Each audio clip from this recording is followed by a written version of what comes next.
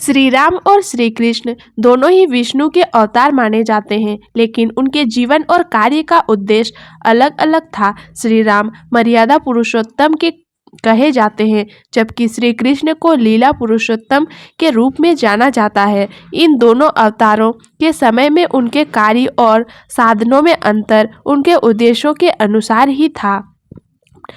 पहला, श्री राम का अवतार और उनका उद्देश्य। श्री राम का अवतार मुख्य रूप से धर्म की स्थापना और आदर्श जीवन जीने का मार्गदर्शन देने के लिए हुआ था।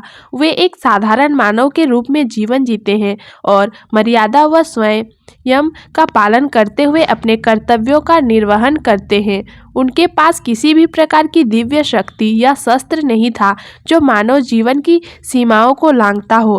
रामायण में श्री राम का जीवन त्याग, धर्म और मर्यादा का प्रतीक है। उन्होंने हर संघर्ष का सामना सामान्य मनुष्य की तरह किया और अपनी विजय के लिए धनुष बाण जैसी पारंपरिक शस्त्रों का प्रयोग किया। श्री राम ने यह संदेश दिया कि धर्म और सत्य का पालन करते हुए भी कठिन परिस्थितियों पर विजय प्राप्त की जा सकती है। सुदर्शन चक्र का संबंध। सुदर्शन चक्र भगवान विष्णु का प्रमुख शस्त्र है, जिसे श्री कृष्ण ने अपने अवतार में इस्तेमाल किया। यह चक्र विनाशकारी शक्ति का प्रतीक है और इसका उपयोग तभी होता है जब अधर्म चरम सीमा पर पहुंच जाता है। श्री कृष्ण का अवतार लीला पुरुषोत्तम के रूप में हुआ था। उन्होंने मानव जाति का धर्म का गुण संदेश देने और महाभारत जैसे युद्ध में अधर्म का नाश करने के लिए सुदर्शन चक्र का प्रयोग किया। श्री कृष्ण ने कूटनीति, चातुर्य और अपनी दिव्य शक्तियों का प्रयोग किया, क्योंकि उनका अवतार संघर्षमय और धर्म युद्ध का था। श्री राम के पास सुदर्शन चक्र क्यों नहीं था?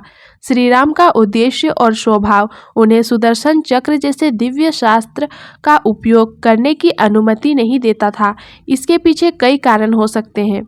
मानवता का आदर्श। श्री राम का उद्देश्य था कि वे आदर्श राजा, पुत्र, पति और योद्धा के रूप में मानवता का उदाहरण प्रस्तुत करें। सुदर्शन चक्र का उपयोग उनके मानव स्वरूप और मर्यादा के विपरीत होता। धैर्य और संघर्ष का महत्व। श्री राम ने अपने संघर्षों को पारंपरिक और मानवीय तरीकों से हल किया। उन्होंने धर्म का पालन करते हुए यह सिखाया कि धैर्य और कड़ी मेहनत से किसी भी बाधा को पार किया जा सकता है।